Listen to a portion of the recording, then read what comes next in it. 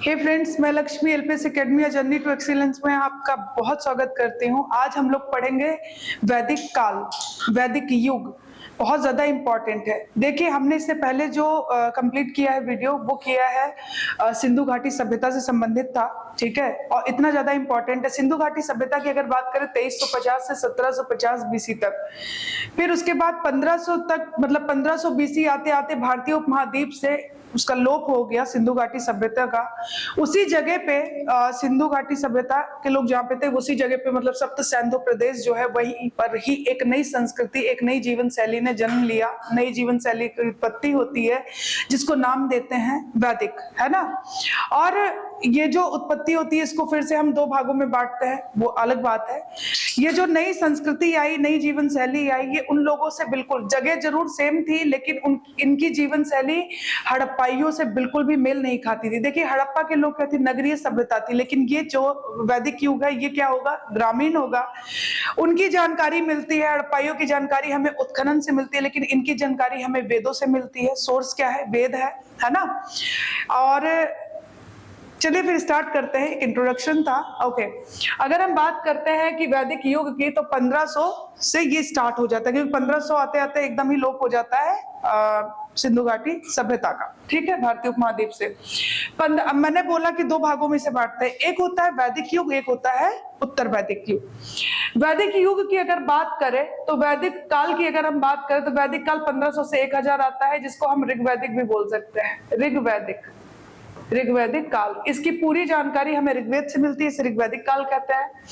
और उत्तर वैदिक काल इसे बोलेंगे 1000 से 600। क्यों उत्तर वैदिक काल? देखिए, ऋग्वेद में कहीं भी चांदी और लोहा, इन दोनों का कहीं भी जिक्र नहीं है, ठीक है। 1000 बीसी में अतरंजी खेड़ा एटा में लोहे का प्रमाण मिलता है, और उस लोहे के प्रमाण से ही उत्तर वैदिक काल आरंभ हो जाता है, ठीक है। तो ये आपको याद रखना है। तो उत्तर वैदिक काल कहां से हो गया, 1000 से 600 बीसी, ठीक है। तो 1500 में सिंधु घाटी सभ्यता का बिल्कुल ही खत्म हो चुकी है, विनाश हो चुका है, उसका समाप्त हो चुकी है। और उसी जगह पे एक नई संस्कृति, एक नई जीवन शैली ने जन्म लिया, जिसका रहन सहन, जिसका खान पान, जिसकी अर्थव्यवस्था बिल्कुल ही अलग थी। किससे? हड़प्पाइयों से बिल्कुल मेल नहीं खाती थी। वो लोग नगरीय थे, ये ग्रामीण है। वो लोग कृषि भी करते थे, ये लोग कृषि नहीं, ये लोग पशुपालन करते थे, है ना। उनकी समृद्धि का कारण व्यापार था, ये लोग व्यापार उतना ज्यादा था नहीं, करेंसी भी यहाँ पे नहीं थी उस तरीके की, है ना, टैक्सेशन वगैरह नहीं था, तो बहुत काफी ज्यादा अलग थी, ठीक है। इनकी जानकारी हमें वेदों से मिलती है, उसकी जानकारी हमें उत्खनन वगैरह से मिलती है, तो ये बहुत बड़ा डिफरेंस है, ठीक है। वैदिक युग, अब वैदिक काल के जो प्रवर्तक है कौन है? आर्य है, और अर्थव्यवस्था इनकी ग्रामीण है, ठीक है। और व्यवसाय इनका पशुचारण है, बहुत ज्यादा इंपॉर्टेंट है। पशुओं में भी इतनी ज्यादा इंपॉर्टेंट गाय, और सेकंड इंपॉर्टेंट कौन है? गाय, ये घोड़ा, है ना, ठीक है। प्राचीन धर्म ग्रंथ क्या है आर्यों का? ऑब्वियसली ऋग्वेद है, और भाषा इसकी संस्कृत है। किसमें लिखा गया? भाषा संस्कृत है, और लिपि कौन सी है? ब्राह्मी है। प्राचीनतम उल्लेख की अगर हम बात करें, तो प्राचीनतम उल्लेख, अब देखिए, अभी हम देखेंगे आर्य किस तरीके से आए, कैसे लड़ाई हुई, लेकिन यहाँ पे थोड़ा सा समझिए, यहाँ से क्वेश्चन आता है। प्राचीनतम उल्लेख की अगर हम बात करें, तो बोगज कोई अभिलेख मध्य एशिया में 1400 बीसी का ये बताया जाता है। भाषा संस्कृत है, और लिपि इसकी एरामाइक है। पश्चिमोत्तर में जो भी लिपियां मिली है वो एरामाइक है ना, ठीक है। तो एरामाइक लिपि है, और भाषा क्या है? संस्कृत है। कुछ वैदिक देवताओं के नाम इसमें मिलते हैं, बहुत ज्यादा ऋग्वैदिक देवताओं के नाम मिलते हैं, इसको रट लीजिएगा, क्वेश्चन आ चुका है पहले। इंद्र, मित्र, वरुण एंड नासत्य। इंद्र, मित्र, वरुण, नासत्य, बार बार बोल रही हूँ, इंद्र, मित्र, वरुण एंड नासत्य, ये वैदिक ऋग्वैदिक देवता है। इनका नाम इसमें बोगज कोई अभिलेख में मिलता है, जो कि मध्य एशिया में है, ठीक है, 1400 बीसी। अब बोगज कोई अभिलेख, ये देखिए, ये रहा इराक यानी कि मेसोपोटामिया, ये रहा ईरान, और ये रहा आपका बल्ख, यहाँ पे है बोगज कोई अभिलेख, मध्य एशिया में आधुनिक टर्की, आप देख लीजिए, ठीक है। आर्यों का भारत में प्रवेश कैसे होता है? ये रहा बल्ख, बल्ख से आगे आए पर्शिया, पर्शिया से होते हुए फिर आए दक्षिणी अफगान, और गोलन दर्रे से भारत में एंट्री करते हैं आर्यंस। जब ये भारत में एंट्री करेंगे, तो ऑब्वियसली भारत में ऐसे तो कोई रहेगा नहीं, भारत में भी है, तो अगर ये आर्य है, तो भारत में कौन बैठे हैं? अनार्य। तो आर्य और अनार्य के बीच में संघर्ष होता है। आर्य जो है जीत जाते हैं, और उसके बाद यहाँ रहने लगते हैं, और ये इनकी अर्थव्यवस्था कैसी है? ग्रामीण है ना। और क्या है? ये पशुपालन वगैरह करते हैं, ठीक है। कृषि गौड़ है, कृषि का इतना महत्व नहीं है। आर्य की बात करें, समाज जनजातीय और पशुचारण और कबीलाई था। आर्य का जो समाज था वो पशु जनजातीय, पशुचारण और कबीलाई था। आर्य शब्द का अर्थ होता है श्रेष्ठ या कुलीन। ये अपने आगे सबको नीच ही समझते थे कि ये अपने आप को सबसे ज्यादा श्रेष्ठ मानते थे, कुलीन वर्ग के मानते थे, ठीक है। आर्य भारत में 1500 बीसी से पहले, कुछ पहले इनकी एंट्री हुई, ऐसा बोला जाता है। भाषा इनकी सबसे बड़ी विशेषता थी कि भाषा इनकी इंडो यूरोपियन परिवार की है, और इसका प्राचीनतम जो साक्ष्य मिलता है वो 1400 बीसी के आसपास का है। कहां से? इराक में कस्साइट अभिलेख और सीरिया में मित्तनी अभिलेख, ठीक है। ये इसके उदाहरण के तौर पर हम ये देख सकते हैं। कहां पे है? इराक का कसाइट अभिलेख और सीरिया का मित्तनी अभिलेख, ठीक है। और टाइमिंग क्या है? 1600 बीसी के आसपास का है। अब ये भारत में जब आए तो इनको संघर्ष तो काफी ज्यादा करना पड़ा, फाइनली ये जीतते भी हैं। ये कहां से आए थे इस पे मतभेद बहुत रहा है, तो विद्वानों ने अपनी अपनी बातें कही है। तो आर्य कहां से आए थे इस पे विद्वानों का एक मत नहीं है, बड़ा मतभेद रहा है। देख लेते हैं कौन क्या बोलता है। सबसे ज्यादा मान्यता जो है वो मैक्स मुलर को ही लेके है कि इन्होंने बोला मध्य एशिया यानी कि बैक्ट्रिया से आए थे, यही है। उसके बाद दयानंद सरस्वती बोलते हैं कि ये तिब्बत से थे। बाल गंगाधर बोलते हैं उत्तरी ध्रुव से आए थे। पंडित गंगाराम झा बोलते हैं कि ब्रह्म ऋषि देश से आए हुए हैं। डी कल्ला बोलते हैं कि कश्मीर या हिमालय से आए हैं। और डॉक्टर अविनाश चंद्र दास का कहना है और डॉक्टर संपूर्णानंद कि ये सप्त सैंधो प्रदेश के ही निवासी, ठीक है। गार्डन चाइल्ड बोलते हैं इनके ब्राउन हेयर्स को देख के कि ये जो है रशिया के निवासी थे, वहां से ये लोग आए हैं। तो इस तरीके से अलग अलग लोगों ने अलग अलग बातें कही, ठीक है। अब देखिए मूल निवास की अगर बात करें तो ऐसा कहा जाता है कि आल्प्स पर्वत का पूर्वी भाग जिसको यूरेशिया बोला जाता है, वहां के ये है, इनका मूल निवास वही रहा होगा। तो ये आपको जानना चाहिए। भारत में जिन क्षेत्रों में इन्होंने निवास किया वो बहुत इंपॉर्टेंट है। जैसे सप्त सैंधो मैंने बोला है ना, सप्त सैंधो जो प्रदेश है, यह क्षेत्र कहां से है? पूर्वी अफगान, पाकिस्तान, भारत में पंजाब और हरियाणा तक विस्तृत है, ठीक है। तो ये आपको जानना है इनका जो मूल निवास भारत में। अब घोड़े का बहुत ज्यादा महत्व, घोड़ा दूसरा इंपॉर्टेंट पशु था इनका। देखिए पशुपालन ये लोग करते थे, तो पशुओं में सबसे ज्यादा इंपॉर्टेंट थी गाय, ठीक है। गाय को ही अघन्या बोला गया है, गविष्ठी, है ना। और ये जो गाय थी सबसे ज्यादा इंपॉर्टेंट थी। गाय को लेके युद्ध हुआ करते थे। दक्षिणा की वस्तु थी, संपत्ति की इकाई थी। जिसके पास गाय रहती थी उसको बहुत रिच समझा जाता था, वो सबसे ज्यादा धनवान होता था। तो और दूसरा जो इंपॉर्टेंट पशु था वो कौन था? घोड़ा था। इनके पास कवच भी होते थे और बहुत ही ज्यादा इनके जो रथ होते थे वो घोड़े खींचते थे, ठीक है। तो घोड़े का महत्व बहुत ज्यादा था। कहते हैं कि पालतू घोड़े की पहली बार ईसा पूर्व 6वीं शताब्दी में काला सागर और यूराल पर्वत क्षेत्र में प्रयोग किए गए होंगे, ऐसा बोला जाता है, ठीक है। चलिए आर्यों का जनजातीय संघर्ष होता है। दसराज युद्ध तो हम देखेंगे बहुत ज्यादा इंपॉर्टेंट। देखिए भारत में आर्यों का दास और दस्यु नाम से स्थानीय जनों से संघर्ष होता है। दस्यु जो यहाँ के स्थानीय मतलब जो अनार्य थे उनको क्या बोला गया? दस्यु बोला गया। और कहा जाता है कि यही दस्यु शब्द आगे जाकर शूद्र में बदला, मतलब जो शूद्र है वो दस्यु ही है, ठीक है, ऐसा बोला जाता है। ऋग्वेद में भरत वंश के राजा दिवोदास ने संबर को पराजित किया। ऋग्वेद में ऐसा उल्लेख मिलता है कि भरत वंश के जो राजा थे दिवोदास, उन्होंने संबर को पराजित किया था, ठीक है। और ऋग्वेद में दस्यु हत्या शब्द का उल्लेख तो मिलता है कि दस्यु का हत्या, लेकिन दास हत्या का एक बार भी उल्लेख नहीं मिलता है, याद रखिएगा, ठीक है। भरत और त्रिशु आर्यों के शासक वर्ग थे। शासक वर्ग कौन है? भरत और त्रिशु। और पुरोहित कौन है? वशिष्ठ है ना। ऋग्वेद के 7वें मंडल में देखिए टोटल 10 मंडल है। 7वें मंडल में 10 राज्य या फिर 10 राज्य युद्ध का उल्लेख है और बहुत ज्यादा इंपॉर्टेंट है। ये जो 10 राज्य युद्ध था इसके कई कारण थे। सबसे बड़ा कारण था रावी नदी को लेकर, ठीक है। तो रावी नदी को लेकर हुआ था और रावी के तट पर ही हुआ था। कौन कौन था? एक तरफ था राजा सुदास और दूसरी तरफ कौन थे? 5 आर्य और 5 अनार्य, यानी 10 राज्य एक तरफ थे। तो ये जो युद्ध हुआ था इसमें राजा सुदास जो है ये क्या हुए थे? विजयी हुए थे। ठीक है, याद रखिएगा। और 5 आर्य जो थे, पुरु, यदु, द्रुहु, अनु और तुर्वश। फिर 5 जो अनार्य थे, शिव थे, भालन थे, पृथकता थे, आलीन थे और विष्मिन थे। ठीक है, तो आर्य और अनार्य के बीच में हुआ था, राजा सुदास जो है जीत गए थे। और हुआ किस लिए था आपको पता है, पुरोहित बहुत इंपॉर्टेंट थे, है ना। तो वशिष्ठ और विश्वामित्र जाके मिल जाते हैं संबर से, और संबर फाइनली मारे जाते हैं युद्ध में। ठीक है, बुरी हार होती है संबर की। तो विश्वामित्र में बहुत ईर्ष्या था, वो जलन से चले गए थे, मिल गए थे संबर से, पहले इन्हीं के पास रह रहे थे। ठीक है, तो खैर ये इतना डीप जाने की जरूरत नहीं, आपको बस इतना याद रखना है कि 10 राज्य युद्ध हुआ था। परुष्णी जो जिसको हम वर्तमान में रावी नदी बोलते हैं, रावी के तट पर हुआ था, 7वें मंडल में ऋग्वेद के उल्लेख है इसके बारे में। भरतवंशी राजा दिवोदास ने संबर को पराजित किया, है ना।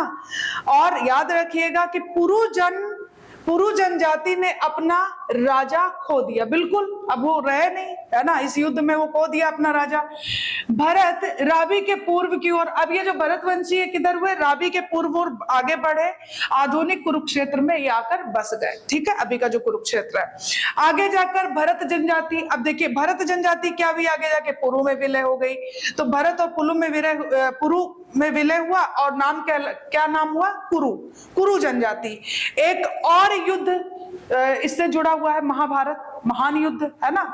ठीक है, तो 10 राज युद्ध, परुष्णी नदी आप याद रखेंगे, रावी नदी याद रखेंगे, किसके बीच हुआ था, राजा सुदास और 5 आर्य और अनार्य। ठीक है, ये थे, और इनके 10 राज्य एक तरफ थे और एक तरफ राजा सुदास थे, सुदास जीते थे, संबर की इसमें हार हुई थी। ठीक है, ओके, और इनके पुरोहित कौन थे, वशिष्ठ।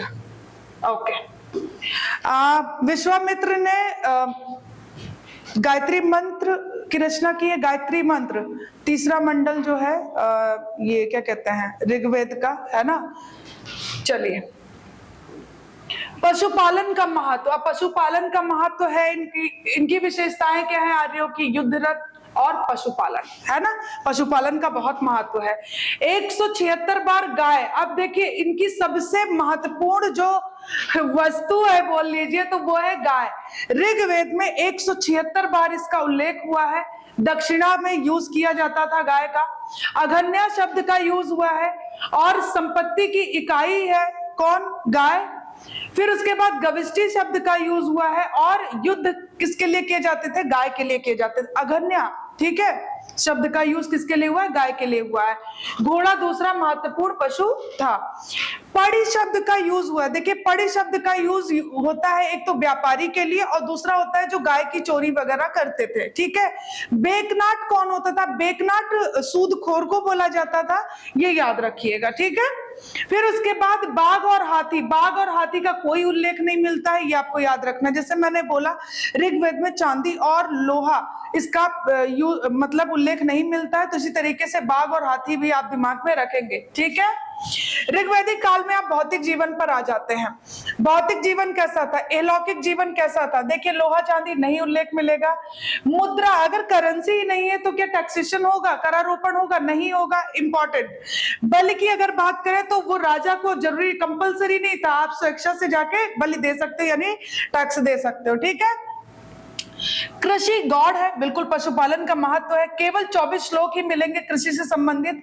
अब कृषि होती थी ऐसे कैसे पता चलेगा, तो उर्वरा, करीब, रिवल्य, उर्दर, लांगल, वृक एंड शकम, ये शब्द ऐसे हैं जो इंगित करते हैं कि कृषि होती थी, लेकिन बहुत ज्यादा इंपॉर्टेंस नहीं थी कृषि की। ठीक है, केवल एक ही अनाज का उल्लेख मिलता है, यव। यव मतलब जौ, और आपको पता है जैसे जिस तरीके से पहला मेटल जो था वो था कॉपर, वो धर्म से जुड़ा हुआ, जितने भी धार्मिक काम होते हैं कॉपर का ही यूज होता है, कॉपर के बर्तन का, है ना, पूजा पाठ में। उसी तरीके से जौ भी कितना ज्यादा यूज होता है ना पूजा पाठ में। ठीक है, अब आ जाइए, आर्यों ने आरा युक्त, अब ये याद रखिएगा, आरा युक्त जो पहिया है चलाया, जो कि सर्वप्रथम कैकेकस क्षेत्र में 2300 BC में प्रयोग किया गया होगा, ऐसा बोला जाता है। ठीक है, उद्योग धंधों की अगर बात करें तो तक्षण, कमीर और हिरण्य और अयस शब्द आता है, इससे पता चलता है उद्योग धंधे, लेकिन बहुत ज्यादा नहीं, सीमित थे। शिल्पियां अगर बात करें तो रथकार, कुम्हार, चर्मकार, बुनकर एंड बढ़ई। ठीक है, शिल्पियां थी ऋग्वैदिक काल में।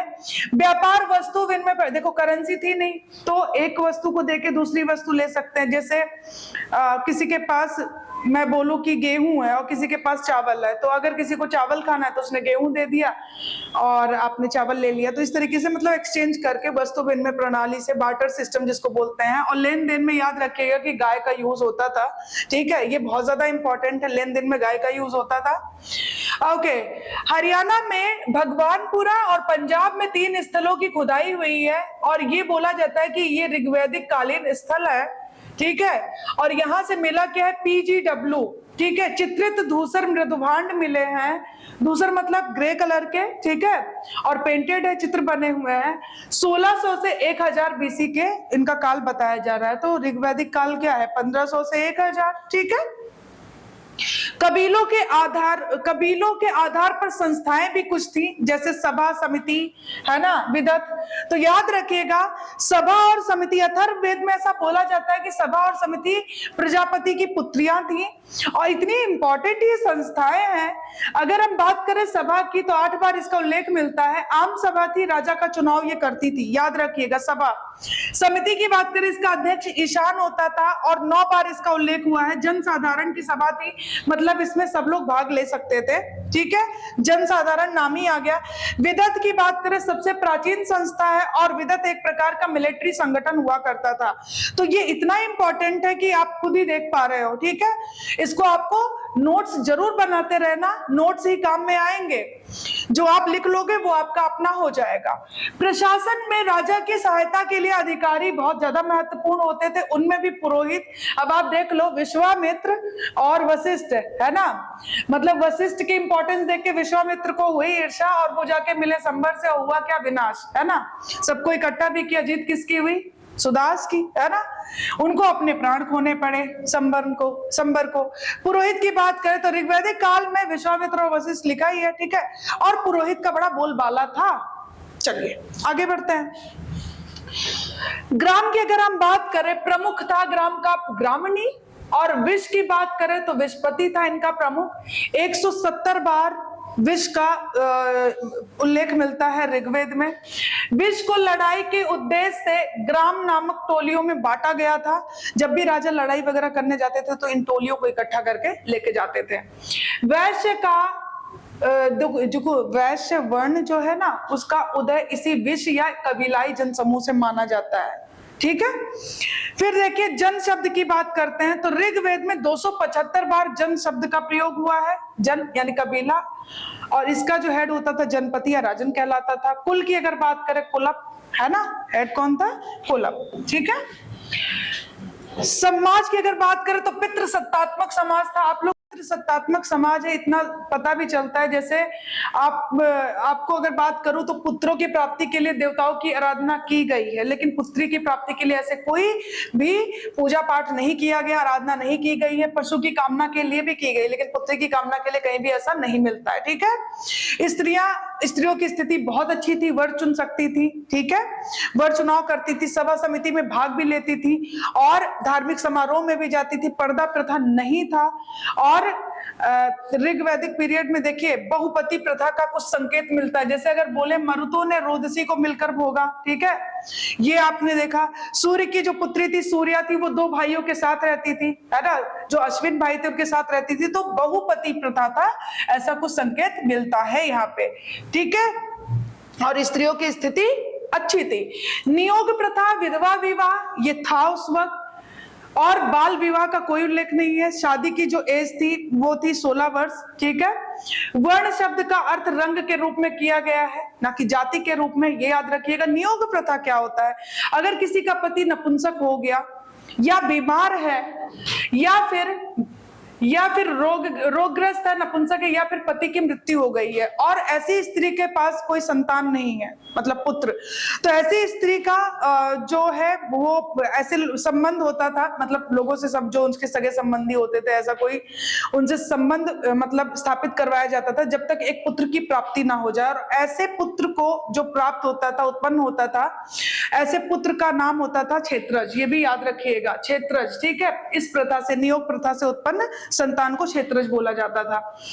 अब दो और विवाह है, एक है अनुलोम विवाह और एक है प्रतिलोम विवाह। अनुलोम विवाह यानी कि जो मेल मतलब जो वर होता था वो उच्च वर्ण का, जैसे ब्राह्मण हो गया, और जो कन्या होती थी वो शूद्रा हो गई, तो उसको अनुलोम बोलते थे। प्रतिलोम की अगर बात करें तो इसका उल्टा कर लीजिए, वर हो गया शूद्र और जो वधु थी वो होती थी उच्च वर्ण की। ठीक है, अंतर जातीय विवाह भी होता था, इंटरकास्ट मैरिज भी होता था। ठीक है, कुछ ज्यादा ही एडवांस है ना। ठीक है, ऋग्वैदिक कबाली समाज। अब कबाली समाज में देखिए 3 वर्गों में बांटा गया था, योद्धा, पुरोहित और सामान्य लोग।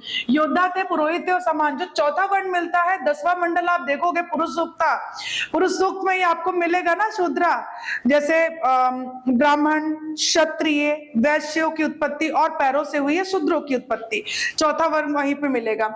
ऐसा विभाजन ईरान में भी हुआ है, ये भी याद रखिएगा। चौथा वर्ग है शूद्र, जो कि 10वें मंडल में उल्लेख मिलता है पुरुष सूक्त में। ठीक है, अब देखिए विवाह की अगर बात करें, 10वां मंडल विवाह से संबंधित है और 8 प्रकार के विवाह, 4 मान्य और 4 अमान्य, वो अश्वलायन गृह सूत्र में मिलते हैं, आपको पता है, और भी धर्म सूत्र है वहां पे उनका उल्लेख मिलता है।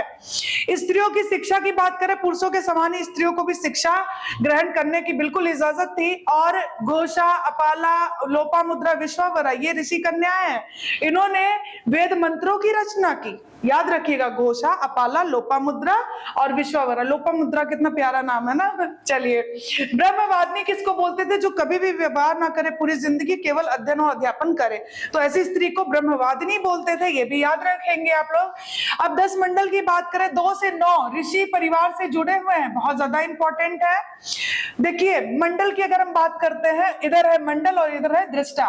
प्रथम मंडल ऋषि कर्ण, द्वितीय मंडल गृहस्थ समद भार्गव, तृतीय मंडल विश्वामित्र, बता चुकी हूँ, वो क्या कहते हैं गायत्री मंत्र के रचना की।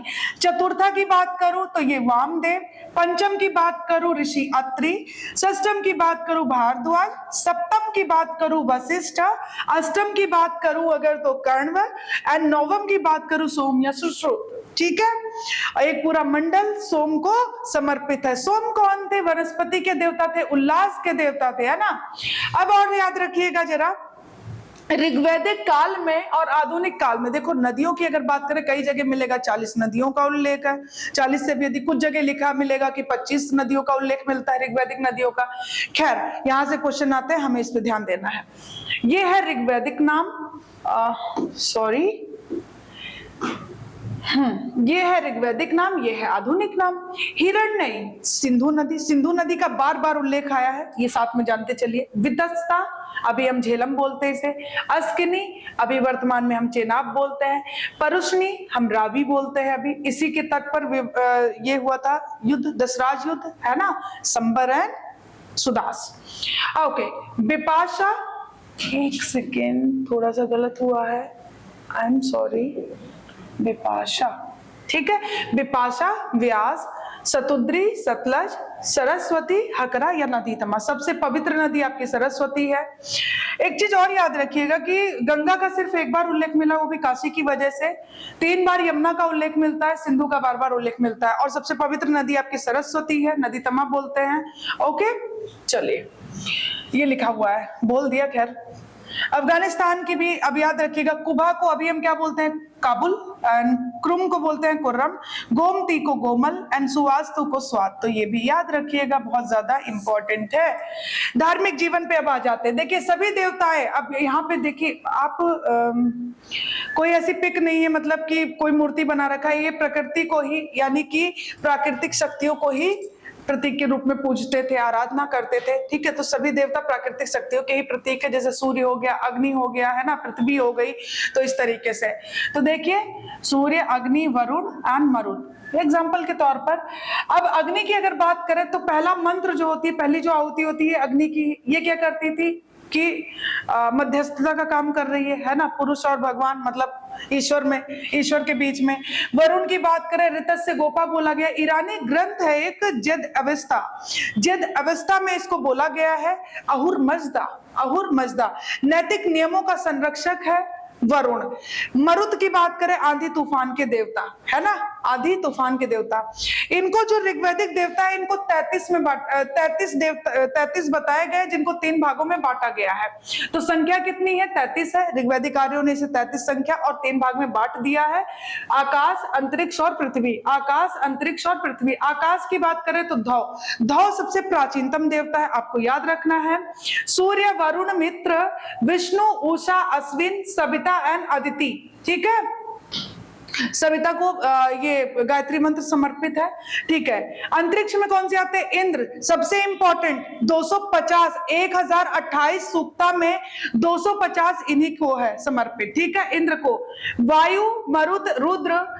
अब पृथ्वी में आ जाइए, अग्नि, सोम, बृहस्पति, पृथ्वी, सरस्वती एंड अरण्य। अरण्य जंगल की देवी जो होती हैं उनको बोलते हैं। ठीक है, ध्यान से सुनिए। इंद्र सबसे इंपॉर्टेंट है, इनको पुरंदर बोला गया है, किलों को तोड़ने वाला बोला गया। इनकी पत्नी कौन है? सची है ना, सची है।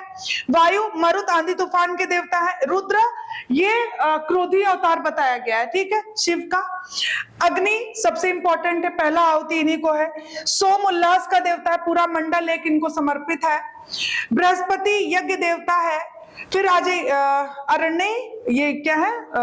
जंगल की देवी है। इतना इंपॉर्टेंट है। 1000 सूक्ता में देखिए 250 पुरंदर यानी इंद्र को है, 200 अग्नि को। 47 जो सूक्त है वो वरुण को समर्पित है, समुद्र का देवता जो है। और ध्रुव की बात करें, आकाश का देवता है, प्राचीनतम देवता है, याद रखिएगा। पर्जन्य की बात करें तो ये वर्षा के देवता है, वर्षा के देवता है पर्जन्य। ठीक है, अब देखिए पद और उनके कार्य बहुत ज्यादा इंपॉर्टेंट है। देखिए, वैदिक, राजनीतिक, प्रशासनिक। ठीक है, तो अभी देखिए, राजा, सेना प्रमुख, सेना प्रमुख कौन है? राजा। युवराज, राजकुमार। पुरोहित, परामर्शदाता थे, मुख्य परामर्शदाता पुरोहित का बड़ा वर्चस्व था। महिषी मुख्य रानी होती थी, और पालागल होते थे विदूषक, और गोभी कर्तन ये जंगल विभाग का प्रधान। क्षेत्रपाल प्रतिहारी एंड अक्षावाप लेखाधिकारी। संग्रहिता ये कोषाध्यक्ष है ना, जो कि पैसे से संबंधित है। बागदूत ये भी कर संग्रह करता, यानी कि जो टैक्स कलेक्शन वगैरह करते थे, बागदूत। और ग्रामीणी ग्राम मुखिया। एंड सूत की बात करें, राजा का सारथी, राजा का सारथी। तो हमने ऋग्वेद को कंप्लीट कर लिया आज, और मिलते हैं फिर नेक्स्ट वीडियो में। उसमें हम पढ़ेंगे उत्तर वैदिक काल, बहुत ज्यादा इंपॉर्टेंट है ये टॉपिक। उम्मीद करती हूँ कि आपको वीडियो अच्छा लगेगा। खूब पढ़िए, खूब खुश रहिए। Thank you so much.